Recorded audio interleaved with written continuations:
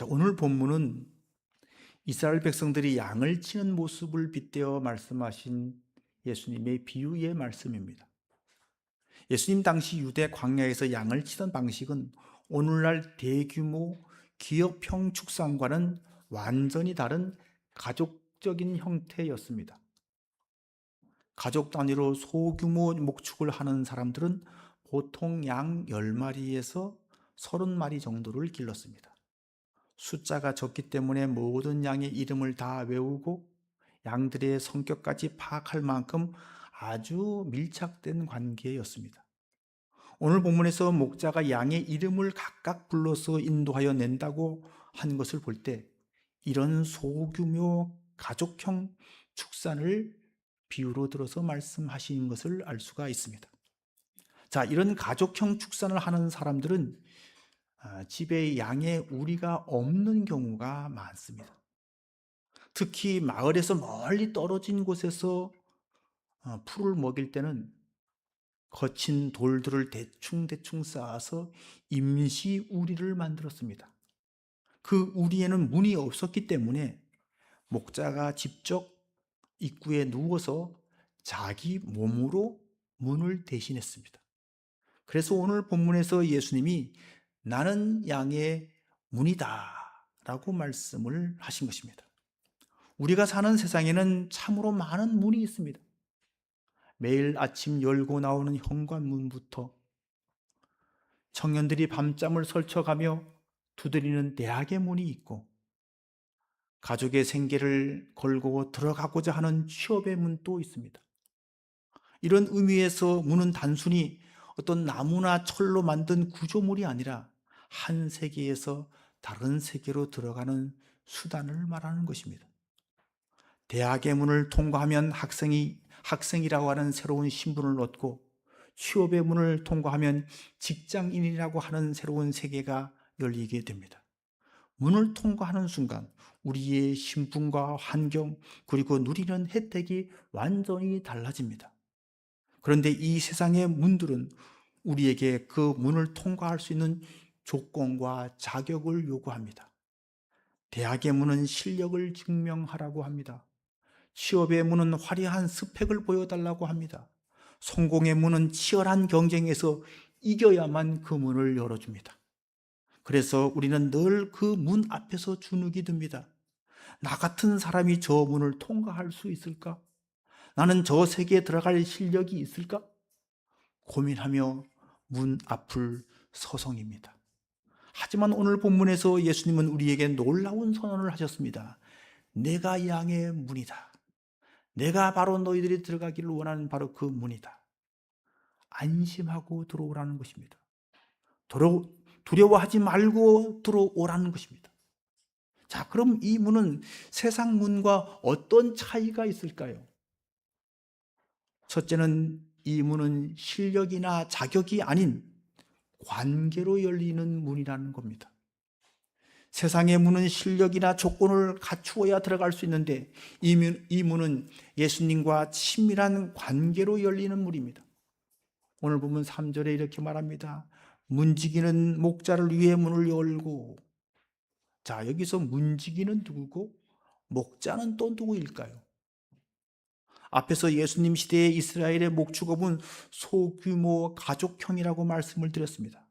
집에서 멀리 나가서 풀을 뜯게 할 경우 들에서 양을 재워야 하는데 그때 양들이 임시로 만든 공동우리, 공동으로 여러 목자들이 있지 않습니까? 그러면 공동으로 우리를 만듭니다. 거기에서 재우게 됩니다. 그때 문지기는 그 목동들 중에서 당번을 서는 사람이 문지기가 될 겁니다. 그러니까 당번 목자는 문지기가 되어서 비번 목자들에게 문을 열어준다는 겁니다. 문이 따로 있는 것이 아니라 자기 몸이 문인 거죠. 비켜준다는 거죠. 들어가게 해준다는 거죠. 그렇습니다. 문이 따로 있는 것이 아니라 바로 목자가 문이요, 목자가 문지기가 되는 것입니다. 이 문은 실력이 있어야 들어가는 문이 아닙니다. 엄청난 경쟁을 뚫어내야 들어갈 수 있는 문도 아닙니다. 이 문은 문지기와 친밀한 관계를 맺고 있어야 들어갈 수 있는 문인 겁니다. 자, 그런데 오늘 본문에 보니까 문을 통하지 않고 들어가는 사람들이 있습니다. 1절을 보겠습니다. 내가 진실로 진실로 너희에게 이르노니 문을 통하여 양의 우리에 들어가지 아니하고 다른 데로 넘어가는 자는 절도며 강도요. 문으로 들어오지 않고 담을 넘어 들어오는 이유가 뭘까요? 관계가 없기 때문에 그렇습니다. 문지기를 알지 못하기 때문에 담을 넘는 겁니다.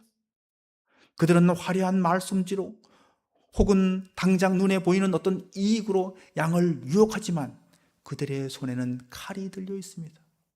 양을 잡아서 이득을 취득하려는 사람들입니다. 목자와 양의 치밀한 관계를 표현하는 말이 3절 이하에 계속되고 있습니다. 문지기는 그를 위하여 문을 열고 양은 그의 음성을 듣나니 그가 자기 양의 이름을 각각 불러 인도하여 내느니라. 양이 목자의 음성을 듣는다고 했습니다. 양이 주인의 목소리를 안다는 겁니다. 우리에는 여러 목자들의 양이 지금 함께 섞여 있습니다. 내 양이라고 표시되어 있는 것도 아닙니다. 그런데 목자가 소리를 내면 신기하게도 그 목자의 양들은 단 한 마리도 다른 목자를 따라가지 않고 자기 목자를 따라간다는 거예요. 어떻게 그렇게 될 수가 있을까요? 시간과 경험 속에서 수없이 목자의 음성을 들었기 때문에 그렇습니다. 다시 말해서 친밀함이 있기 때문에 그렇다는 거예요. 주님은 우리의 목자이시고 우리는 주님의 양입니다. 우리는 어떻게 목자이신 주님의 음성을 알아들을 수가 있을까요? 한마디로 오랜 시간 동안 주님과 친밀한 교제가 있어야 된다는 겁니다. 주님의 말씀인 성경책은 주님의 음성을 저장한 저장소와 같습니다. 평소에 말씀을 많이 읽어두면 결정적인 순간에 성령께서 그 말씀이 생각나게 해주십니다. 이걸 가리켜서 레마라고 부릅니다. 하나님의 음성이라고 하는 겁니다. 주님과 치밀한 관계를 맺은 사람은 그 음성을 듣는다는 겁니다. 그것이 주님의 음성인지 아닌지 어떻게 구별할 수 있을까요?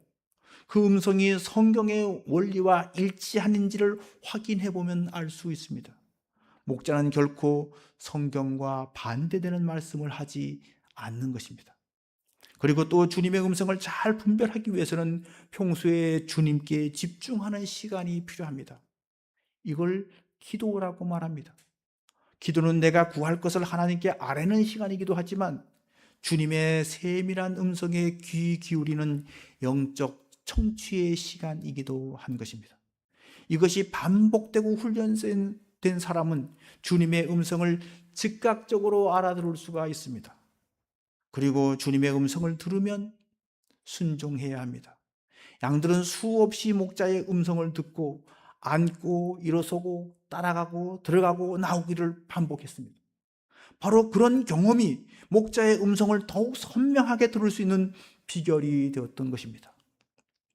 4절에서 양을 다 놓은 후에 앞서가면 양들이 그의 음성을 아는 고로 따라오되라고 했습니다. 서양의 목축 방법은 주로 개를 이용해서 뒤에서 양을 모는 방식입니다.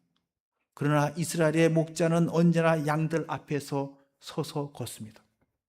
피리를 부르든지 노래를 부르든지 목소리를 내면서 걸어가면 양들이 그 목소리를 듣고 따라갑니다. 그렇습니다. 주님은 목자, 우리는 양입니다. 주님은 문이고 우리는 그 문을 통해서만 우리 안으로 들어갈 수가 있습니다. 그 안으로 들어가는 것은 경쟁을 통해서 들어가는 것이 아닙니다. 어떤 실력을 갖춰야 들어갈 수 있는 것도 아닙니다. 문이요, 목자요, 문지기가 되시는 예수님과 친밀한 관계를 통해서만 드나들 수 있는 문인 겁니다. 주님과 친밀한 관계에 있는 자에게 이 문은 거저 열리는 은혜의 문이 되는 것입니다. 아멘. 자, 그런데 6절에 보니까 이런 말씀이 있습니다. 예수께서 이 비유로 그들에게 말씀하셨으나 그들은 그가 하신 말씀이 무엇인지 알지 못하니라. 이 말이 무슨 뜻인지 알아듣지 못했다는 겁니다. 그래서 이 말씀에 대한 해설 또는 이 말씀에 대한 보충 설명이 7절에서부터 18절까지의 말씀입니다. 자, 여기서 우리는 이 문의 두 번째 특징을 발견합니다. 두 번째 특징은 뭘까요? 이 문은 구원의 문이라는 겁니다. 생명의 문이라는 겁니다. 풍성의 문이라는 것입니다. 9절에서 10절을 보겠습니다. 내가 문이니 누구든지 나로 말미암아 들어가면 구원을 받고 또 들어가며 나오며 꼴을 얻으리라. 도둑이 오는 것은 도둑질하고 죽이고 멸망시키려는 것뿐이요 내가 온 것은 양으로 생명을 얻게 하고 더 풍성히 얻게 하려는 것이라. 아멘. 세상의 문은 그 문을 통과하면 또 다른 문이 기다리고 있습니다. 대학의 문을 통과하면 취업의 문이 기다리고 있고 취업의 문을 통과하면 승진의 문이 또 기다리고 있습니다. 끊임없는 경쟁과 갈증뿐입니다. 그러나 예수라는 문을 통과하면 이 세상과는 다른 세계가 열립니다. 하나님 나라가 열립니다. 다시 주림이 없고 목마름이 없고 고통이 없고 죽음이 없는 생명의 세계가 열린다는 겁니다. 이 문을 통과할 때 우리는 죄의 종에서 하나님의 자녀로 신분이 바뀌어집니다. 결핍과 불안 속에서 살던 존재가 우주의 주인이신 하나님의 자녀가 되는 권세를 얻게 되는 줄로 믿습니다. 그렇습니다. 세상의 문은 우리가 무엇을 가졌느냐를 따집니다. 가졌으면 받아들이고 가지지 못했으면 들어가지 못하게 합니다. 그러나 예수라고 하는 문은 우리를 존귀한 그분의 자녀로 받아들입니다. 자녀라고 하는 것은 아무것도 없어도 되고 어떤 자격도 조건도 요구하지 않는다는 것입니다. 있는 그 자체로 내 모습 그대로 사랑하고 받아들이는 것입니다. 바로 여기에 우리의 안정과 평안이 있다는 것입니다. 양이 우리 안에서 더 이상 추위나 맹수의 습격을 걱정하지 않는 것처럼 주님께서 두르신 그 울타리 안에서 기쁨과 행복을 누리게 된다는 것입니다. 아멘. 자, 여기서 여러분은 이런 질문을 하게 될 겁니다. 어떻게 그것이 가능하냐? 우리는 이 세상에서 성공의 문을 통과하기 위해서 엄청난 대가를 치러야 한다는 것을 이미 수많은 경험을 통해서 알고 있기 때문에 이 약속에 대해서, 이 주님의 말씀에 대해서 이게 어떻게 가능한 일이야? 라고 질문하는 것은 어쩌면 당연한 일이 될 것입니다. 이 질문에 대한 예수님의 대답은 자신이 양을 위해서 목숨을 버리는 선한 목자이기 때문에 가능하다라고 말씀하고 있습니다. 이것을 위해서 예수님께서 선한 목자가 되셔서 자기 생명을 대가로 지불하는 값을 치르셨기 때문에 이게 가능해진다라고 말씀하고 있는 겁니다. 오늘 본문에서 선한 목자와 삭군을 대조하고 있습니다. 앞에서 목자와 절도와 강도를 대조했다면 이번에는 선한 목자와 삭군을 대조하고 있습니다. 목자와 절도나 강도는 구분이 너무 명확합니다. 문으로 들어오느냐 담을 넘어 들어오느냐를 이걸 가지고 구분이 가능합니다. 그런데 선한 목자와 삭군 목자는 그렇지 않습니다. 삭군도 문으로 들어옵니다. 삭군을 여러분 대단히 나쁜 목자라고 생각하죠. 그런데 그렇게 도덕적으로 나쁜 존재가 아닙니다. 삭군이라는 게 뭐죠? 돈 받고 일한다는 거예요. 고용된 목자라는 겁니다. 소규모 가족형 목축을 하는 사람들은 삭군을 고용하지 않습니다. 가족이 그냥 하는 거예요. 그렇죠? 그러나 좀 큰 중대형 목축을 하는 사람들은 삭군을 고용하게 되어 있습니다. 선한 목자와 삭군 목자는 그러면 무엇이 다를까요? 양에게 위기가 닥쳤을 때 달라진다는 겁니다. 11절과 12절을 보시기 바랍니다. 나는 선한 목자라. 선한 목자는 양들을 위하여 목숨을 버리거니와 삭군은 목자가 아니요 양도 제 양이 아니라 이리가 오는 것을 보면 양을 버리고 달아나나니 이리가 양을 물어가고 또 해치느니라. 여기서 우리가 알아야 할 것은 이 세상은 양의 생명을 노리는 이리와 같은 맹수가 들끓고 있는 그런 세상이라는 거예요. 근신하라 깨어라 너희 대적 마귀가 우는 사자같이 두루다니며 삼킬 자를 찾는다고 했습니다. 이 세상은 그런 위험한 세상이라는 것이죠. 자, 이런 세상에서 선한 목자와 사꾼 목자의 차이가 뭘까요? 이리와 같은 맹수가 와서 양을 물어가려고 할 때 양을 지키기 위해서 목숨을 거느냐 걸지 않느냐, 여기에 차이가 있다는 거예요. 여러분에게 묻겠습니다. 이리 때가 오면 목숨을 걸고 양을 지켜야 합니까? 아니면 양이 죽더라도 내가 살아야 합니까? 솔직하게 말해보세요. 솔직하게 양을 위해서 내 목숨을 걸 필요는 없지 않습니까? 여러분 가정에 애완견 한두 마리가 있죠. 기르는 애완견이 너무너무 사랑스럽고 귀엽고 자식 같죠. 여러분, 그렇다고 그 애완견을 위해서 여러분 자신의 목숨을 겁니까? 내 목숨보다도 애완견 목숨이 더 소중하다고 그렇게 여러분 생각하시는 분 있습니까? 한 분도 없을 거예요. 그렇죠? 자, 그러면 왜 예수님은 우리를 이 맹수에게서 구원하기 위해서 자기 목숨을 버릴까요? 오늘 본문을 잘 보면 여러분, 목숨을 버린다는 말이 계속 반복됩니다. 11절에도 목숨을 버리거니와, 15절에서도 목숨을 버리노라, 17절에도 내 목숨을 버리는 것은, 18절에서도 내가 스스로 버리노라. 버린다는 것과 빼앗기는 것은 다른 것입니다. 양을 지키기 위해서 맹수와 사투를 벌이다가 어떤 부상을 입고 생명을 잃을 수가 있습니다. 그것은 목숨을 빼앗기는 것이죠. 그런데 버린다는 것은 스스로 그렇게 한다는 것입니다. 아니, 더 나아가서 일부러 그렇게 한다는 거예요. 18절을 보니까 이것을 더 명확하게 설명하고 있습니다. 이를 내게서 빼앗는 자가 있는 것이 아니라 내가 스스로 버리노라.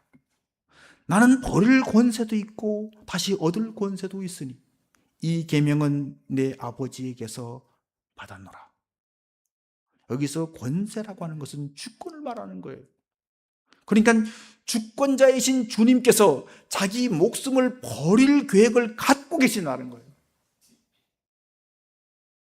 이 계명은 내 아버지에게서 받았노라.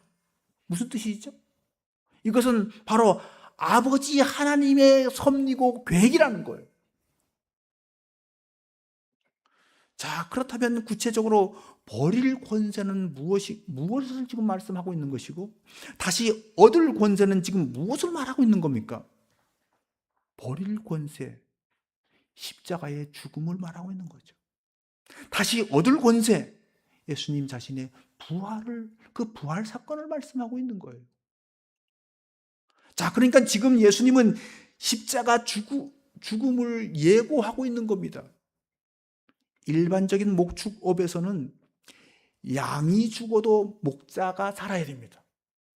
그래야 남은 양들을 돌볼 수 있기 때문에 그렇습니다. 하지만 예수님은 이 논리를 뒤집어 버렸습니다.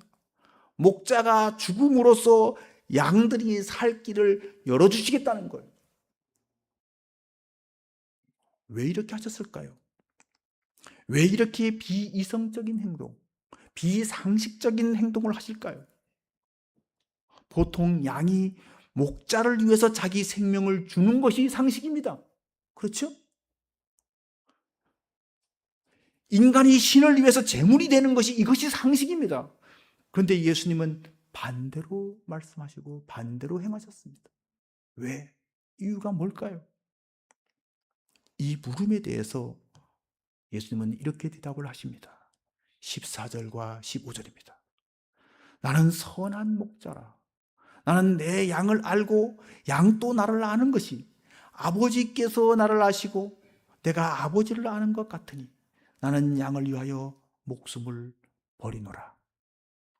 자, 여기서 예수님께서 왜 양을 위하여 목숨을 버리는지 이유를 설명하고 있습니다.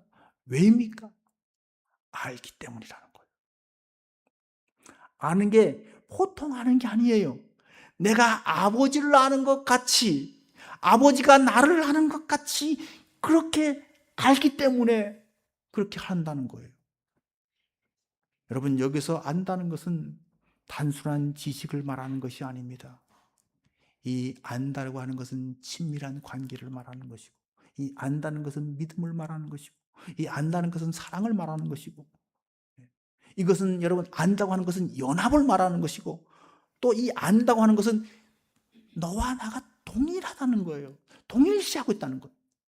아버지가 아들이고 아들이 아버지입니다. 둘이 하나입니다. 다시 말해서 아버지 하나님과 아들 예수님이 일체가 되신 것, 그렇게 된 것 같이 선한 목자이신 예수님과 우리가 하나라는 거예요. 양을 다른 존재로 보지 않는다는 거죠. 내가 예수님 안에, 예수님이 우리 안에 거하고 있기 때문에 그렇다는 거예요. 아멘. 요한복음 17장에 보면 예수님께서 제자들을 위한 마지막 중보기도를 하시는데, 그 중보기도 맨 마지막에 이렇게 중보기도가 끝납니다. 17장 26절입니다.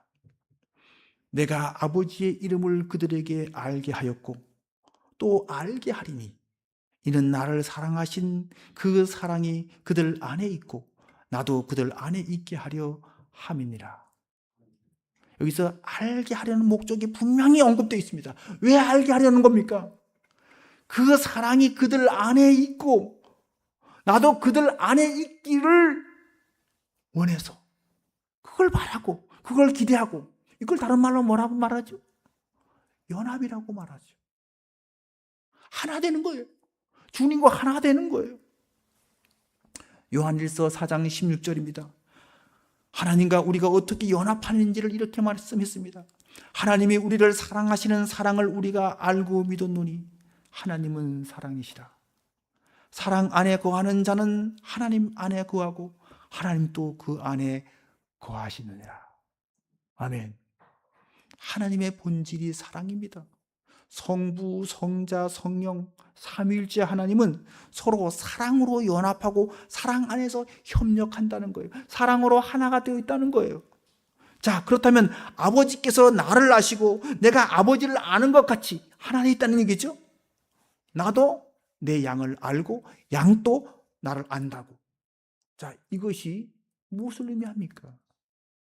성부, 성자, 성령, 삼위일체 하나님이 사랑의 관계 속에서 삼위일체가 되듯이 양인 우리도 그 삼위일체, 그 사랑의 관계 안으로 들어와서 사랑으로 일체가 되게 하기 위해서 그렇게 하신다는 거예요.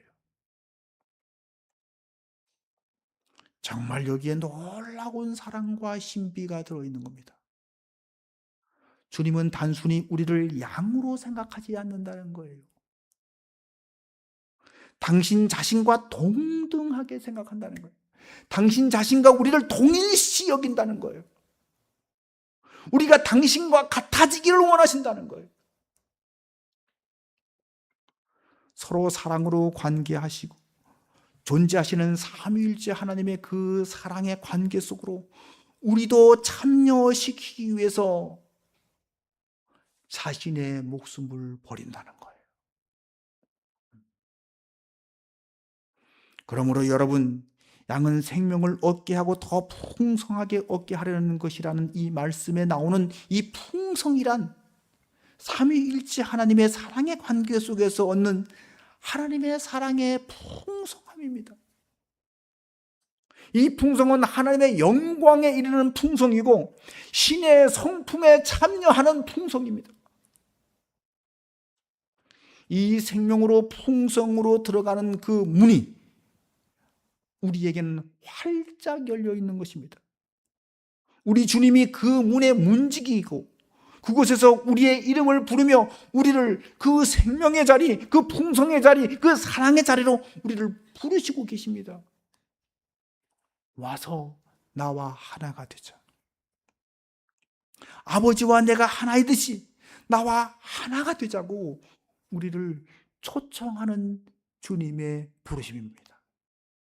아멘. 여러분, 우리에게 이 음성이 들리기를 바랍니다. 내 이름을 부르시는 주님의 음성을 듣고 즉각적으로 아멘하며 반응할 수 있는 저와 여러분이 될 수 있기를 주의 이름으로 축원합니다. 아멘. 기도하겠습니다. 사랑과 은혜가 풍성하신 하나님, 세상은 끊임없이 우리에게 자격을 묻고 조건을 내세우며 우리를 문 밖으로 밀쳐내지만 선한 목자 되신 주님은 내 모습 이대로 받아주시고 우리의 이름을 불러주시니 참으로 감사를 드립니다. 우리가 세상의 담을 넘으려 애쓰며 지쳤던 마음을 이 시간 주님 앞에 내려놓습니다. 오직 문이신 예수님을 통해서만 얻을 수 있는 참된 안식과 평안을 누리게 해 주시옵소서. 주님, 우리가 주님의 음성에 민감한 양이 되기를 원합니다. 분주한 세상 소리에 귀를 빼앗기지 않게 해주시고 매일의 말씀과 기도 속에서 들려오는 주님의 세밀한 음성을 즉각 알아차릴 수 있는 영적인 친밀함을 허락해 주시옵소서. 목자이신 주님이 앞서 가실 때 의심 없이 그 발자취를 따라가는 순종의 믿음을 더해 주시옵소서. 무엇보다 우리를 삼위일체 하나님의 그 거룩한 사랑의 연합 속으로 초대하기 위해서 십자가에서 스스로 목숨을 버리신 그 크신 사랑을 기억합니다. 주님이 주시는 풍성함이 단순히 이 땅의 소유에 있지 않음을 깨닫습니다. 우리 삶이 하나님의 성품에 참여하고 그 사랑을 나누는 영적인 풍성함으로 가득하게 해 주시옵소서. 우리를 위해 생명을 버리시고 다시 얻으신 선한 목자가 되신 우리 주 예수 그리스도 이름으로 간절히 기도드렸사옵나이다. 아멘. 다 자리에서